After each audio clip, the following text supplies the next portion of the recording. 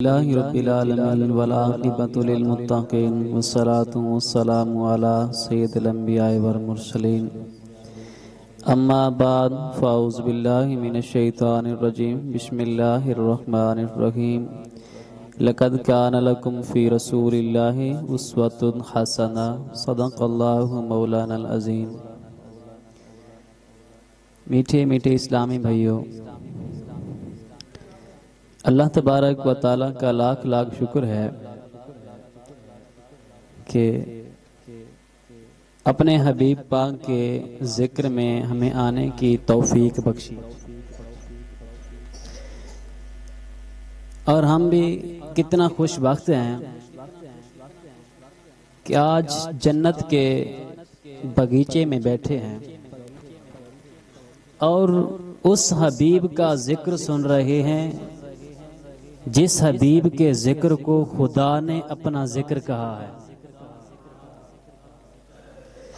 آقا کریم صلی اللہ علیہ وآلہ وسلم نے ارشاد فرمایا، میرے صحابہ جب جنت کے باغوں میں سے گزرو تو پھل لے لیا کرو۔ کیا کریں؟ پھل لے لیا کریں۔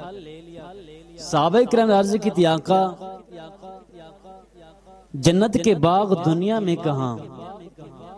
ہم تو جس جنت کا ذکر آپ سے سنتے ہیں وہ تو سدرۃ المنتہا سے بھی اوپر ہے، تو جنت میں جنت کے زمین پر پھل کہاں ہے؟ آقا کریم صلی اللہ علیہ وآلہ وسلم نے ارشاد فرمایا، وہ جگہ جنت کے باغوں میں سے ایک باغ ہوتی ہے جہاں پر اللہ تعالیٰ کے رسول کا ایک ذکر ہوتا ہے۔ ہم سنی کتنے خوش بخت ہیں کہ حبیب پاک صلی اللہ علیہ وآلہ وسلم کا ذکر سجا کر جنت بناتے ہیں، اور جس جگہ کو آقا کریم صلی اللہ علیہ وآلہ وسلم جنت فرماتے ہیں، کچھ ایسے بھی ہیں جو اس کو بدعت کہتے ہیں۔ اب فرق آپ کے سامنے ہے کہ عقیدہ اور مسلک وہ سچا جو نبی پاک کے فرمان کو سن کر جنت کا باغ سجائے، یا وہ سچا جو اس سجے ہوئے باغ کو بدعت کہے۔ سامعین عزیز وقار، ٹائم مختصر ہے، شاہ سے بنیانا ہے اور ہمارے قلوب کو منور فرمانا ہے۔ آقا کریم صلی اللہ علیہ وآلہ وسلم کی ذات پر درود پاک کی فضیلت سے میں ایک پیاری حدیث پاک گوش گزار اور عرض کرنا چاہتا ہوں۔ آقا کریم صلی اللہ علیہ وآلہ وسلم نے ارشاد فرمایا، توجہ میری طرف کرنا، کہ دوزخ میں مکھیاں ہوں گی۔ کیا ہوں گی؟ مکھیاں ہوں گی، اور اس کا کام کیا ہوگا؟ وہ دوزخیوں کو تنگ کریں گے۔ جس طرح کے دنیا میں مکھیوں کے کام ہوتا ہے، نہ اس سے انسان مرتا ہے، نہ وہ جس جگہ پر بیٹھتی ہیں کوئی پھوڑا وغیرہ یا کچھ نہیں ہوتا ہے، کچھ بھی نہیں ہوتا، صرف کام کیا ہے؟ کیا کر بندے کو بے چین کرنا، ڈسٹرب کرنا۔ آقا کریم صلی اللہ علیہ وآلہ وسلم نے ارشاد فرمایا کہ دوزخ میں مکھیاں ہوں گی، لیکن شہد کی مکھی نہیں ہوگی۔ حالانکہ وہ مکھی میں قسم ہے، وہ بھی مکھی ہے، لیکن وہ مکھی نہیں ہوگی۔ کیوں نہیں ہوگی؟ آقا کریم صلی اللہ علیہ وآلہ وسلم نے ارشاد فرمایا کہ جب شہد کی مکھی اپنے چھتے سے اڑ کر پھول کی خوشبو یا رس چوسنے جاتی ہے تو اس وقت درود پاک پڑھتی جاتی ہے۔ درود پاک پڑھنے کی وجہ سے رب تعالیٰ نے شہد کی مکھی کو دوزخ سے بچا لیا۔ اگر اس کے مد مقابل ہم اشرف المخلوقات اور مسلمان اگر ہم درود پاک پڑھیں، کیا ہم دوزخ میں جائیں؟ یہ ایک بہترین وظیفہ ہے درود پاک کا کہ پڑھنے والا خوشبخت انسان دوزخ سے محفوظ رہتا ہے۔ اور اسی طرح حضرت امام سفیان ثوری رحمۃ اللہ علیہ اپنی کتاب میں لکھتے ہیں، وہ کہتے ہیں کہ میں کعبے کا طواف کر رہا تھا اور میں نے ایک نوجوان کو دیکھا، وہ قدم اٹھاتا تو درود پاک پڑھتا، قدم رکھتا تو درود پاک پڑھتا۔ میں نے اس نوجوان کو بلایا، کہا اے نوجوان کہ جو تو عمل کر رہا ہے کیا تیرے پاس اس کی سند ہے؟ کوئی جواز ہے کہ قدم رکھتا ہے درود پاک پڑھتا ہے، قدم اٹھاتا ہے درود پاک پڑھتا ہے؟ اس نے کہا ہاں، میرے پاس اس کا جواز ہے، اس کی سند ہے۔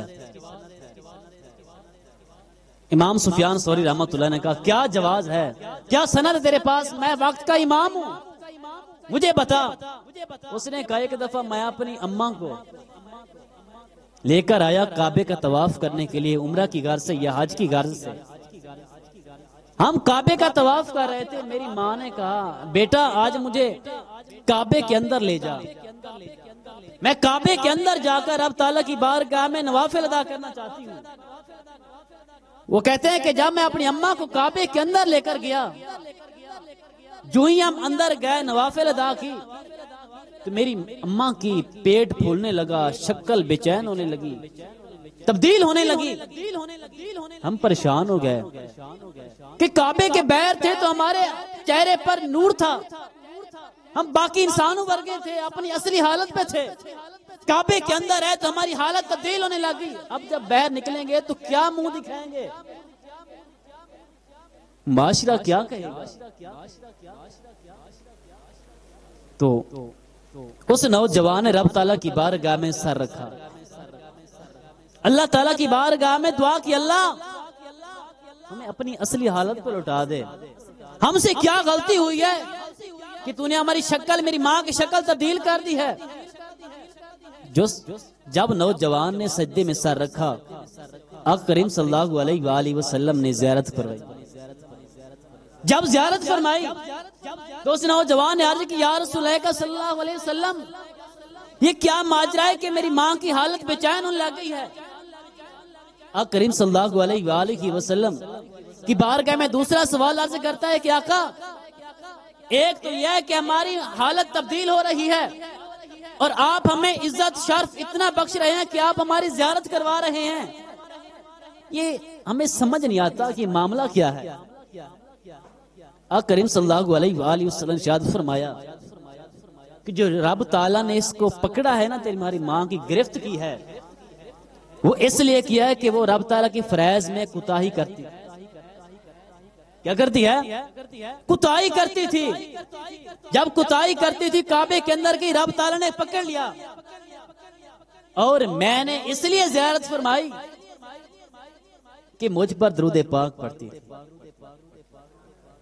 درود پاک کی اتنی فضیلت ہے، میرے سامنے بزرگ بیٹھے ہیں، میں گزارش کروں گا کہ اپنی بقیہ زندگی آقا کریم صلی اللہ علیہ وآلہ وسلم کی ذات پر درود پڑھتے گزار دیں، انشاءاللہ جب موت آئے گی قبر میں آقا پہلے جلوہ گر ہوں گے۔ اللہ تبارک و تعالی ہمیں درود پاک پڑھنے کی توفیق عطا فرماوے اور آج کی اس محفل کو اپنی بارگاہ ربوبیت کے اندر قبول و منظور فرمائے۔ وآخر دعوانا ان الحمدللہ رب العالمین۔